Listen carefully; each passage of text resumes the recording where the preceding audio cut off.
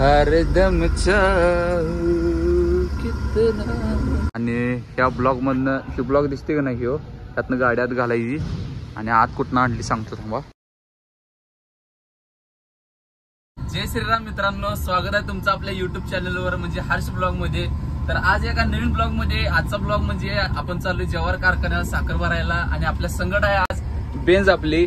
तर आता चाललोय म्हणजे गाडी वेरासला होती, ते जरा डिझेल घालायचं गाडीमध्ये. गाडी काटा आलाय लालवर, म्हटलं डिझेल टाकून जाऊया दामणीतनं. आता आपलं पाटील साहेब पण आलते रॅक वाढायचं म्हणून, पण जरा झालाय दोघांचा पचका, कारण की रॅक आपलं लागणार आहे 3 वाजता, 3 म्हणजे 4 वाजता. तर म्हटलं साखर तर भरायला जाऊया कोपरीला. तर भावांना विषय कसा आहे माहितीये काय, तुम्ही आपल्या जवाहरचा ब्लॉग 10-12 वेळा बघितला असेल मिनी ब्लॉग मध्ये, आपल्या रानुबाई संघ, आपल्या ह्या गाडी संघ, बेन संघ. नंतर आता जरा मोठ्या ब्लॉग मध्ये बघूया आतलं रस्त्याचं म्हणजे कारखाना कसा आहे काय, तुम्हाला मोठ्या ब्लॉग मध्ये ह्या दाखवतो. मिनी ब्लॉग मध्ये कसं छोटं छोटं पार्ट दिसतात, त्यामुळे जरा मोठं पार्ट दाखवूया म्हटलं. तर आता ह्या ब्लॉग मध्ये बघूया. आता सध्या तर रस्त्याला चालले, रस्त्यामध्ये काय काय ट्विस्ट असते ती पहिला बघूया, चला.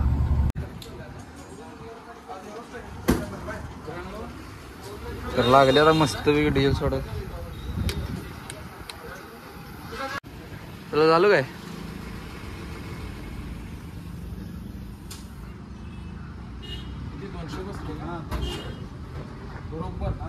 बरोबर. तर भावांनो डिझेल टाकले आता मस्त वेगळी. आता निघलोय पाटीलांना आहेत आपल्या माग. विषय कसा आहे माहितीये काय, मगाशी का म्हणून माहितीये काय, मिनी ब्लॉग मध्ये कारखाना दाखवलाय ढीग वेळा, मोठ्या ब्लॉग मध्ये बघा. मिनी ब्लॉगचा विषय कसा आहे माहितीये काय, त्यात एवढं म्हणजे कळून येत नाही हो. म्हणजे त्याला असं बघणाऱ्यांना वाटते की भावा भारे गाडी फिरवा लागलाय मस्त वेगळी, असं तसं. म्हणजे कारखान्यात गेला, गाडी भरला, गाडी बांधली, आयला मी पण गेलो असतो बरं झालं असतं. म्हणजे आतुरता वाढते ना, म्हणजे किती भारी आहे ह्याचं काम, लय भारी आहे ह्याचं काम, 1 नंबर आहे, असं तसं. मग आता मोठ्या ब्लॉग मध्ये दाखवतो, म्हणजे गाडी भरताना कसं की म्हणजे हाल किती होते तुम्हाला दाखवतो. ड्रायव्हरांचं सोपं वाटते ना तुम्हाला, त्यामुळे जरा म्हटलं दाखवून देऊया जरा मोठ्या ब्लॉग मध्ये. बारक्या ब्लॉग मध्ये एवढं काय कळून येत नाही, मोठ्या ब्लॉग मध्ये जरा रियालिटी दिसत्या. मिनी ब्लॉगला रील दिसत्या आणि मोठ्या ब्लॉगला रियालिटी दिसत्या. अरे वा वा, हरदम कितना.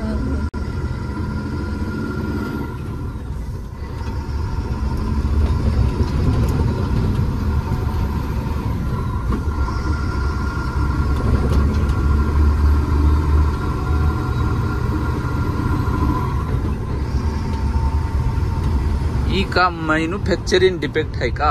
अरे बाबानो, 4 व्हीलर वाल्यांना काय झात चाललं वाटते काय माहिती. बघा बघ येते ती अंगावर रे ओव्हरटॅक मारताना.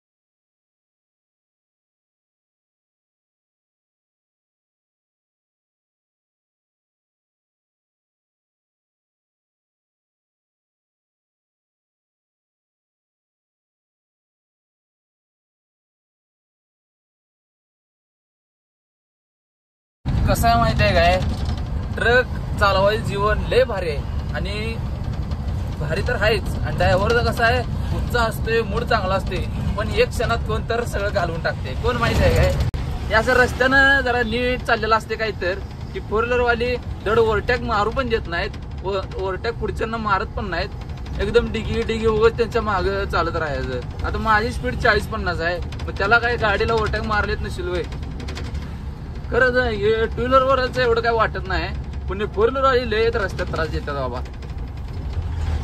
गाड्या तुम्हाला येतात माहित असते आम्हाला, पण कसं आहे मागच्या ट्रकवाल्यांना पण त्रास होते. जरा बघत जावा इकडं तिकडं. तुम्हाला काय आम्ही असं ट्रोल करत नाही, सोडा काय विषय नाही, फक्त जरा मागच्यांचा पण विचार करत जावा. गाडी दिसली कुठली गाडी नाही दिसली तर ओव्हरटेक मारून पुढे जात जावा. आम्हाला पण जरा रस्ता काढता येते, आमच्या मागे पण गाड्या असतात, असा विषय असते हो, बाकी काय विषय नाही. सप्पई रोड पेक्षा इथं कसं गल्लीतनं चालवायला मजा येते आहे का नाही. इकडं तिकडं इकडं चालू की चालू. त्या टू व्हीलरवाले आणि साईडनं आपलं दर्शन असतेच त्यांचं, इंडिकेटर नाही काहीच नाही.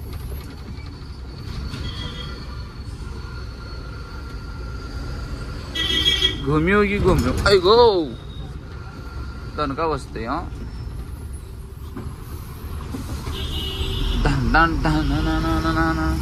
पाटील साहेब आपल्या बरोबर मागं झालेत बघा. छान आहे. नेमकं मी पळवाले का त्यांनी हळू चालवल्यात का काहीच नाही.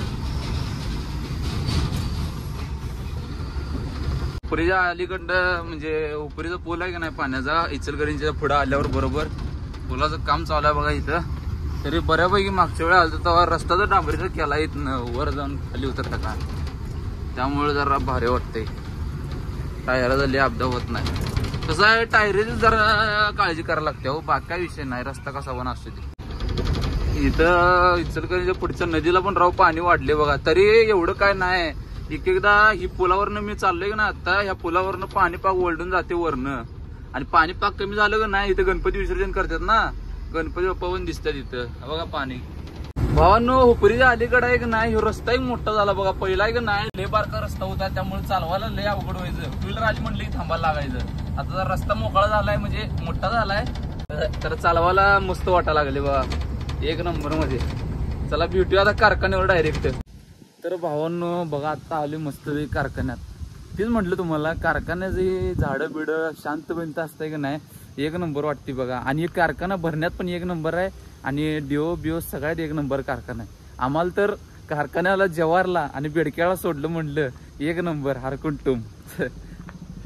कारखानाच एक नंबर आहे तो.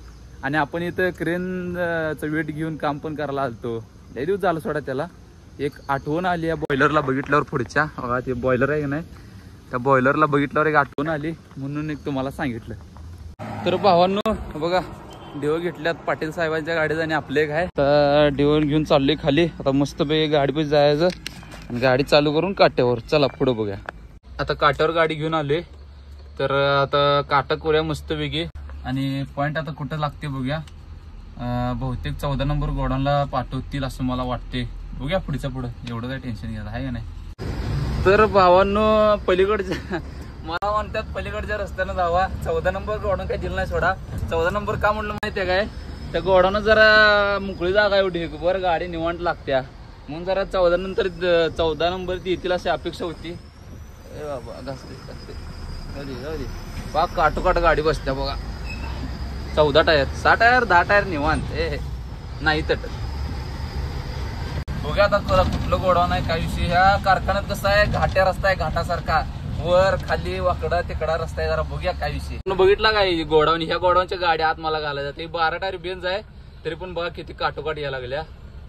आता आपली 14 टायर काय जरा अवघड आहे नाही. ही आपली विलास अण्णांची गाडी आहे.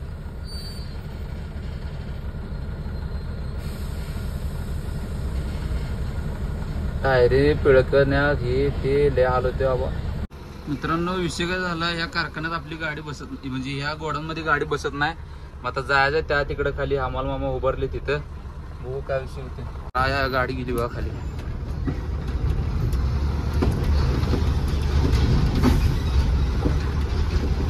हा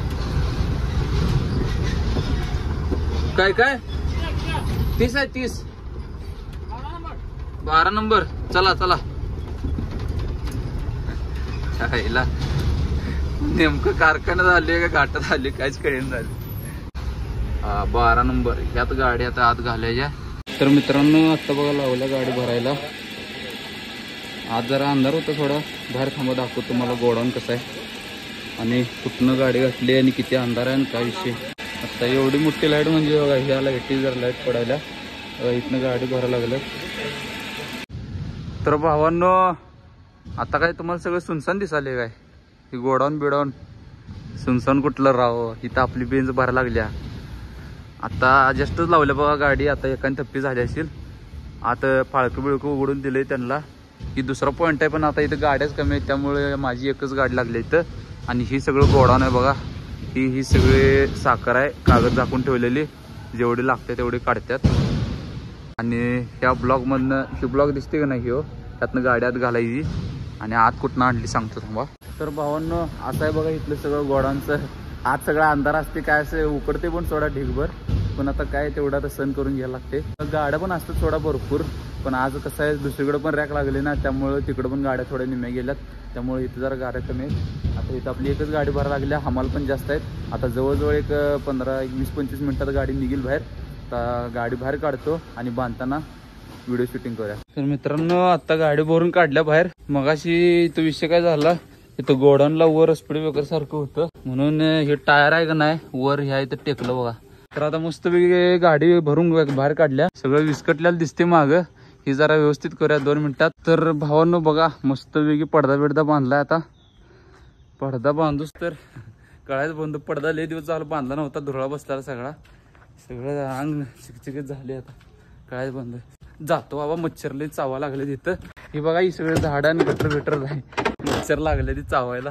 निघ्या नाही तर फोडून काढतील आपल्याला. चल बेंज राणी.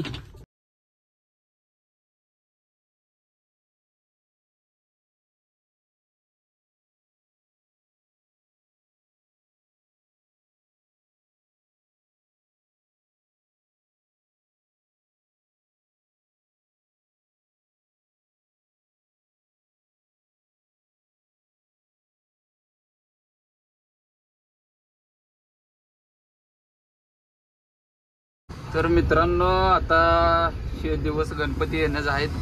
गणपती ते येणार, त्यामुळे रस्त्यात आता ही गर्दी ढीग भर आहे बघा. काय आता तेवढं चालते की हो, काय 10-11-12 दिवसच असते, तेवढा आता कोण विचार करायला लागले. त्यात आता गणपती बाप्पा येणार आहेत म्हटल्यावर एवढा आता समजून घ्यायला लागणार आहे. कसं आहे आता घरी पाहुणे येणार म्हटल्यावर त्यांचा पाहुणचार करायलाच पाहिजे. तर मित्रांनो हे मोठा ब्लॉग तुम्हाला कसा वाटला मला कमेंटमध्ये नक्की सांगा. आणि व्हिडिओ हे आवडला असला तर खालचं सबस्क्राईब बटन तेवढं दाबा. तुम्ही आपल्याला युट्यूबवर सहकार्य करत नाही मित्रांनो, ते तेवढं जरा युट्यूबवर सहकार्य वाढवा, आपलं म्हणजे हे सबस्क्रायबर वाढवा. आणि तुमच्या भावाला सपोर्ट करा. काहीतर नवीन नक्कीच घेऊन येऊया आणि घेऊन यायचंच आहे, त्यामुळं सबस्क्राईब करून ठेवा. त्याशिवाय तुम्हाला कळणार पण नाही काय व्हिडिओ आहेत काय नाही. तर चला भेटूया पुढच्या व्हिडिओमध्ये आणि सबस्क्राईब नक्की करा, शेवट सांगते. आणि चला.